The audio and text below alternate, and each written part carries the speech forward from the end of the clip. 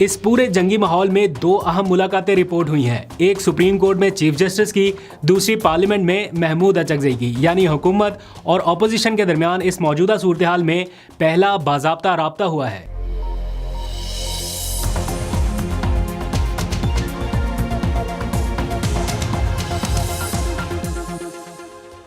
बिस्मिल्लाहिर्रहमानिर्रहीम, अस्सलाम वालेकुम। पाकिस्तान और दुनिया भर में देखने और सुनने वालों को अब्दुल कादिर का सलाम। पाकिस्तान में 27 फरवरी की रात है। बहुत ही तारीखी दिन है क्योंकि आज से ठीक 7 साल पहले मशरकी बॉर्डर पर पाकिस्तान और इंडिया के दरमियान टेंशन थी। आज 7 साल के बाद इन्हीं तारीखों में यानी 26 और 27 की दरमियानी शब से लेके अभी तक हमारे मगरबी बॉर्डर पर यानी अफगानिस्तान के साथ टेंशन बनी हुई है। झड़पें जारी हैं, कार्रवाइयाँ की जा रही हैं। अच्छा जी, इसको इग्नोर करें, जरा खबरों के ऊपर बात करते हैं। बॉर्डर के ऊपर क्या सूरत हाल है उसके हवाले से जो ताज़ा तरीन अदादोशुमार है आगे चल के डिस्कस करते हैं। लेकिन मुल्क की सियासी सूरत हाल में भी बेयकीनी की सी कैफियत बरकरार है। लेकिन इसी दौरान दो अहम मुलाकातें आज रिपोर्ट हुई हैं। एक सुप्रीम कोर्ट ऑफ पाकिस्तान में यानी चीफ जस्टिस की और चेयरमैन पीटीआई बैरिस्टर गौहर की। ये अहम और गैर मामूली मुलाकात कही जा सकती है और बिल्कुल सुप्रीम कोर्ट की बिल्डिंग के साथ है पार्लियामेंट हाउस। वहाँ पर लाइब्रेरी में एक मुलाकात हुई यानी हुकूमत और अपोजिशन के दो बड़ों की। इसी दौरान सुप्रीम कोर्ट में जो इमरान खान की एक दरख्वास्त गई हुई थी कि जनाब इनको हस्पताल मुंतकिल किया जाए, उसके हवाले से भी अपडेट है। और प्लस अलीमा खान के बयान के बाद आज वो सारे लोग एक लाइन में नज़र आए जो पहले पेशियों के ऊपर या ऐसी हेयरिंग्स के ऊपर नज़र नहीं आते थे, तो सारे के सारे वहाँ पे खड़े नज़र आए। वो विजुअल्स भी आपको दिखाने हैं। लेकिन पहले थोड़ी सी बात कर लेते हैं पाक अफगान स्टैंड ऑफ के हवाले से। कल से अब तक आने वाले जो ताज़ा तरीन अदादोशुमार हैं उन पर और फिर आगे चल के सियासी खबरों पर एक एक करके बात करेंगे।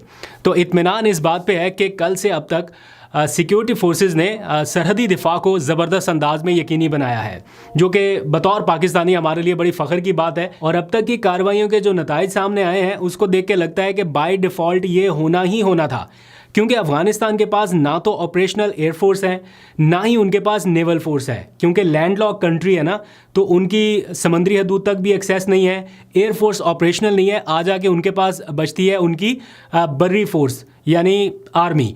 और उसमें भी जिस किस्म का नज़्म व नस्क है या जिस किस्म के इक्विपमेंट वो यूज़ करते दिखाई दे रहे हैं, बचा हुआ इक्विपमेंट, और जिस तरह के कमांड एंड कंट्रोल रूम्स उनके दिखाए जा रहे हैं, वो बड़े अजीब से मनाजर पेश करते हैं। यानी उनसे बेहतर तो यहाँ के जो सेफ सिटी के कमांड एंड कंट्रोल रूम्स है वो ज़्यादा एडवांस है, ज़्यादा बेहतर है। तो इंडिया के साथ हमारा 6-0 का कंपटीशन था, इधर हमारा 3-0 का कंपटीशन अभी तक चल रहा है, क्योंकि उधर जहाज़ है ही नहीं तो गिराने क्या है। खैर, जो तशवीश की बात है ना, जो इस टाइम मैं सोच रहा हूँ वो ये कि दोनों साइड्स पे हमारे मुसलमान भाई हैं और रमज़ान का महीना है और आपस में लड़ रहे हैं। ये थोड़ी सी तशवीश की बात है कि यहाँ तक मामला क्यों जा रहे हैं। बातचीत से ये चीज़ें सॉर्ट आउट हो सकती थी या होनी चाहिए अभी भी। और दूसरी जो सबसे ज़्यादा तशवीश की बात है वो ये कि जो टेक्नोलॉजी अफ़गान तालिबान इस्तेमाल करते हैं वो कहीं और नहीं इस्तेमाल होती, और वो आपको पता है वो है ख़ुदकुश टेक्नोलॉजी। और उसको रोक पाना या उसको काउंटर कर पाना ये अभी तक एक चैलेंज बना हुआ है। इसीलिए यहाँ पर हाई अलर्ट किस्म की सिचुएशन है और जो स्नैप चेकिंग है वो बहुत ज़्यादा सख्त कर दी गई है। रेड जोन सील किया गया है, ड्रोन उड़ाने पर पाबंदी आयद कर दी गई है। अचानक से वजारत दाखिला की जानिब से एक नोटिफिकेशन जारी किया गया और बताया गया कि मुल्क भर में कोई ड्रोन नहीं उड़ेगा, क्योंकि अफ़गान तालिबान जो है वो ड्रोन का इस्तेमाल करना चाह रहे हैं या क्वाडकॉप्टर्स जो है वो इस्तेमाल करके कोई ना कोई 1-2 कार्रवाइयाँ उन्होंने करने की कोशिश की, उन्हें भी नाकाम बनाया गया। तो सिक्योरिटी पॉइंट ऑफ व्यू से या हिफाजती इक़दामात के तौर पर आर्जी तौर पर यह पाबंदी लगा दी गई है। इस पूरे मामले में एक और पॉजिटिव चीज़ जो देखने में आई वो नेशनल यूनिटी है कि सारे अपने इख्तलाफात भुला के सब के सब एक चीज़ पे मुत्तफिक हुए कि मुल्की दिफा जो है वो सबसे ज़्यादा मुकद्दम रखा जाएगा। हालांकि कुछ लोग इक्का दुक्का मैंने देखा है कि वो कुछ ना कुछ ऐसा कहते रहते हैं जिसकी वजह से फिर मौका मिलता है कुछ लोगों को नैरेटिव बनाने का कि देखें जी इस मौके पे भी नेशनल यूनिटी का मुजाहरा नहीं किया जा रहा। हालांकि पाकिस्तान तहरीक इंसाफ ने भी इस मौके पर बाज़ाब्ता अपना एक एलामिया जारी किया। मैं जल्दी से उसकी एक लाइन आपको पढ़ के बता देता हूँ। ये रात गए एलामिया जारी हुआ जिस टाइम ये झड़पें जारी थी। इसमें लिखा गया कि अफ़गान हुकूमत की जारहियत से पैदा सूरत हाल में पाकिस्तान तहरीक इंसाफ सरहद पर डटे अफवाज पाकिस्तान के गाजियों के साथ खड़ी है और वतन के दिफा में जान निछावर करने वाले शोहदा को खिराज अकीदत पेश करती है। ये बड़ा वाज़े और क्लियर मौक़िफ़ था। फिर भी मैं देख रहा हूँ कि कुछ लोग जिन्होंने कसम उठाई हुई है कि भाई इनके ऊपर तनकीद करनी ही करनी है, वो कोई एक आध कोई ट्वीट उठाएंगे जो किसी गैर जिम्मेदार से शख्स ने कहीं की होगी, जिसका पीटीआई से कोई ताल्लुक नहीं है, जिसका कोई अता पता नहीं है, बस उस ट्वीट को जवाब बना के कहेंगे वो हो देखें जी पीटीआई इस मौके पर भी सियासत कर रही है और ये कर रही है, जबकि उनका ऑफिशियल एलामिया है। और आज डीजी आईएसपीआर ने भी इसकी तारीफ़ की कि सारे लोग जो हैं यूनानिमसली वो इस मौके पे नेशनल यूनिटी का मुजाहरा करते दिखाई दिए। और जहाँ तक बात है नैरेटिव की, तो वो आपको पता है कि कैसे बनता है। आजकल तो नैरेटिव के नाम पे बड़ा क्रिंज किस्म का कंटेंट भी देखने में आ रहा है और कंपटीशन बड़ा हाई है। अब तो चाहत फ़तेह अली खान भी इस कंपटीशन में आ गए हैं और कुछ लोग स्पैरो को भी रिकमेंड कर रहे हैं कि उसकी खिदमत भी हासिल की जा सकती है। बहरहाल आगे बढ़ते हैं। अब आ जाइए ज़रा सियासी मामलात के ऊपर बात करते हैं।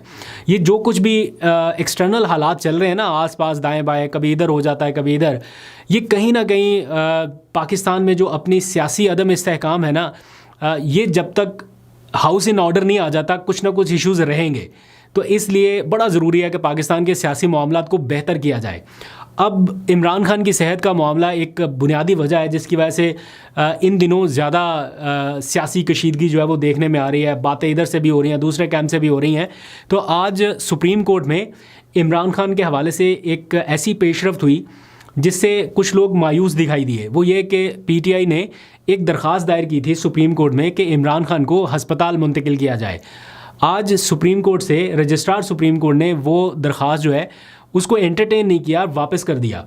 उसकी वजह क्या बताई कि आप मुनासिब फोरम से रजू करें, यानी लाहौर हाई कोर्ट में चले जाएं, जहां पर पहले से दरखास्तें पेंडिंग है वहां पर जाएं, या तो सुप्रीम कोर्ट डायरेक्ट कर देती लाहौर हाई कोर्ट को कि इनकी दरख्वास्त सुन के इतने दिनों में फ़ैसला करें, क्योंकि हंगामी नौयत का मामला है ना, वो भी नहीं हुआ, दरख्वास्त भी एंटरटेन नहीं हुई। पहले वकला जाते रहे मिलने के लिए तो कहा गया कि दरख्वास्त दे दें, दरख्वास्त दे दी तो कहा गया अर्ली हियरिंग की दरख्वास्त दे दें, जब वो भी हो गया तो फिर दरख्वास्त को कहा गया कि एंटरटेन नहीं कर सकते। तो ये पीटीआई के कैंप में एक मायूसी इस वजह से ज़रूर पाई जा रही है। ऑन द अदर हैंड आज देखा गया कि टॉप टियर के वकला जो हैं वो सारे जिनका नाम अलीमा खान ने लिया था, वो सारे के सारे आज पहुंचे हुए थे कि किसी तरह से चीफ जस्टिस से मुलाकात हो जाए, हम अपना पॉइंट ऑफ व्यू उन तक रखें। और फिर चीफ जस्टिस से मुलाकात हो गई, बैरिस्टर गौहर की चीफ जस्टिस से मुलाकात हुई और इस मुलाकात में ऑब्वियसली इमरान खान की सेहत का मामला, उनको हस्पताल मुंतकिल करने समेत और बहुत सारे इशूज़ के ऊपर डिस्कशन हुई है, जो केसेस उनके पेंडिंग है।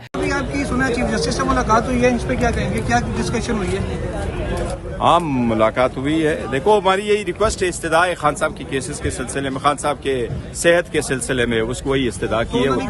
तो मुझे नहीं मालूम चीफ जस्टिस ने उनसे क्या कहा या क्या बातचीत हुई है, लेकिन जो बॉडी लैंग्वेज है बैरिस्टर गौहर की या बाकी लोगों की, वो मुझे को बहुत ज़्यादा होपफुल नहीं नज़र आए कि एपेक्स फोरम से भी उन्हें लग रहा है कि शायद मुश्किलात का उन्हें सामना करना पड़ रहा है। ऑन द अदर हैंड अगर सियासी फ्रंट पे देखा जाए तो एक और मुलाकात हुई है जो कि पार्लियामेंट हाउस में हुई महमूद अचकज़ई और राना सनाउल्लाह की। राना सनाउल्लाह साहब वज़ीर आज़म के मुशीर हैं। इतना ज़्यादा इस टाइम बॉर्डर के ऊपर टेंशन चल रहा है, लेकिन इसके बावजूद ये मुलाकात हो जाना, महमूद अचकज़ई बतौर अपोजिशन लीडर और वज़ीर आज़म के सियासी मुशीर राना सनाउल्लाह ये पार्लियामेंट में मिले। और इस मुलाकात के बाद तफसीलात अभी बहुत ज़्यादा सामने नहीं आई, लेकिन ऑब्वियसली इन दो का मिलना मुज़ाकरात को आगे बढ़ाने के हवाले से और कुछ चीज़ों को सॉर्ट आउट करने के हवाले से है। मुझे लगता है कि सुप्रीम कोर्ट ऑफ पाकिस्तान में जो डेवलपमेंट्स आज हुई हैं उनसे ज़्यादा बेहतर जो चीज़ें हैं जिनके नताइज निकल सकते हैं वो यहाँ से हो सकता है, पॉलिटिकल फ्रंट से। और उसके बाद फिर जब सहाफ़ियों ने सवालात पूछे उनसे, महमूद अचकज़ई से, कि आपसे मुलाकात हुई है तो बताइए कि इसमें से क्या निकला, तो जिसने मुलाकात की उन्होंने उसी का नाम लेके कहा कि राना सनाउल्लाह जिंदाबाद। राना सनाउल्लाह ने आपके बयान का बड़ा मुस्बत जवाब दिया। राना सनाउल्लाह ने कहा मुज़ाकरात के लिए तैयार हैं, आपके जवाब पे तो ऐसा लग रहा है कि कुछ पॉजिटिविटी शायद हुई है। इसको डिग आउट करेंगे और ज़रा जानने की कोशिश करेंगे कि क्या इसमें तय पाया या क्या हुई, लेकिन बहुत देर से ये पेंडिंग मुलाकात थी, ये हो गई। और अब मेरा ख्याल है कि महमूद अचकज़ई और वज़ीर आज़म शहबाज शरीफ की मुलाकात हो सकती है, क्योंकि राना सनाउल्लाह यही चाहते हैं कि महमूद अचकज़ई एक बार वज़ीर आज़म से मिल लें और फिर आगे चीज़ों को बढ़ाया जाए। तो अल्लाह करे इसमें से कुछ पॉजिटिव डेवलपमेंट्स हमें सुनने को और देखने को मिले और बहुत जल्द देखने को मिले। आगे बढ़ते हैं। एक और अहम मार्का कल होने जा रहा है और वो है लाहौर हाई कोर्ट बार के कुछ इंतखाबात, जिनमें बहुत सारे उम्मीदवारान मद्दे मुकाबले हैं। और इस बार पहली मरतबा पाकिस्तान तहरीक इंसाफ ने बराह रास्त अपना उम्मीदवार मैदान में उतारा है, यानी किसी प्रोफेशनल ग्रुप से या किसी इंडिपेंडेंट ग्रुप से नहीं, पीटीआई का अपना उम्मीदवार। यही वजह है कि हमने देखा कि पीटीआई के हमायत याफ्ता ज़्यादा उम्मीदवार जो हैं वो मैदान में नज़र आ रहे हैं, जिससे थोड़ी कन्फ्यूजन या बहाम बढ़ा है। तो मैं आपको एग्जैक्ट बता देता हूं कि पाकिस्तान तहरीक इंसाफ का ऑफिशियल हमायत याफ्ता उम्मीदवार कौन सा है, या जो कन्फ्यूजन है कि एक को अली ज़फ़र नामज़द कर रहे हैं, एक को सलमान अकरम राजा नामज़द कर रहे हैं, कोई अलीमा खान का हमायत याफ्ता है, कोई किसी का। तो मैं आपको एग्जैक्ट सिचुएशन बता देता हूँ। दो पैनल्स एक दूसरे के मद्दे मुकाबले हैं, एक प्रोफेशनल, दूसरा इंडिपेंडेंट ग्रुप। प्रोफेशनल ग्रुप जो है वो आपको पता है हामिद खान साहब उसको लीड करते हैं, और इंडिपेंडेंट ग्रुप जो है वो Asma Jahangir group and so on, और उसमें काफ़ी सारे स्टेक होल्डर्स आ जाते हैं। लेकिन असल मार्का या असल मैदान जो है वो लाहौर हाई कोर्ट बार के सेक्रेटरी के इंतखाबात पे होना है, जहां पर एक से ज़ायद उम्मीदवार नज़र आ रहे हैं पीटीआई के कैंप से। तो मैं आपको बता देता हूं, जो सलमान अकरम राजा, अलीमा खान और बैरिस्टर हसन न्याजी जो इस वक्त कैद है, मिलिट्री हिरासत में है, उनकी जानिब से नॉमिनेट किए गए वो हैं लहरासब हयात डाहर। ये मुतफ़िका कैंडिडेट हैं, यानी पाकिस्तान तहरीक इंसाफ के बैक्ड कैंडिडेट, जिन्हें बराह रास्त नॉमिनेट किया गया है, क्योंकि इनके कैंप में ये राय पाई जा रही है कि अब वकला में से भी वो लोग आगे लेके आए जाएँ जो कुछ कर सकते हैं या जो पार्टी के लिए कुछ कर सकते हैं, बजाय इसके कि बड़े बड़े नाम और साइड पे होकर खामोशी से बैठ जाएं। तो इसलिए एक से ज़्यादा नाम आपको नज़र आ रहे हैं, लेकिन जो ऑफिशियल नाम जिसे मैंने चेक किया है पीटीआई की जानिब से जिसे बैक किया जा रहा है वो लहरासब हयात डाहर साहब हैं, जिनको सलमान अकरम राजा ने भी नॉमिनेट किया। सलमान अकरम राजा इज़ इक्वल समझ लें कि अलीमा खान। एक और नाम भी इसमें देखने में सुनने में आ रहा है, राय मोहम्मद अली। वो भी पीटीआई के पुराने साथी हैं, वकील हैं, यंग हैं। उनको बैरिस्टर अली ज़फ़र जो हैं वो सपोर्ट कर रहे हैं, लेकिन वो ऑफिशियल पीटीआई के बैक्ड कैंडिडेट नहीं है। उनकी हमायत हो सकती है, कुछ लोग उनका साथ ज़रूर दे सकते हैं, लेकिन जो ऑफिशियल बैक्ड कैंडिडेट हैं वो जो मैंने पहले आपको बताया बैरिस्टर लहरासब हयात हैं। इसी तरह कासम एजाज साहब हैं, इनको हामिद खान साहब सपोर्ट कर रहे हैं। तो अलग अलग ग्रुप्स बने, लेकिन पीटीआई का जो है वो वही कैंडिडेट है, एक ही है जिसको वो खुलेआम हमायत कर रहे हैं। अब देखते हैं, कल ये इलेक्शन होगा तो जो भी नताइज मिलेंगे वो भी आपको बताएंगे। अभी तक के लिए इतना, अपना बहुत सा ख्याल रखिए। अल्लाह हाफिज़।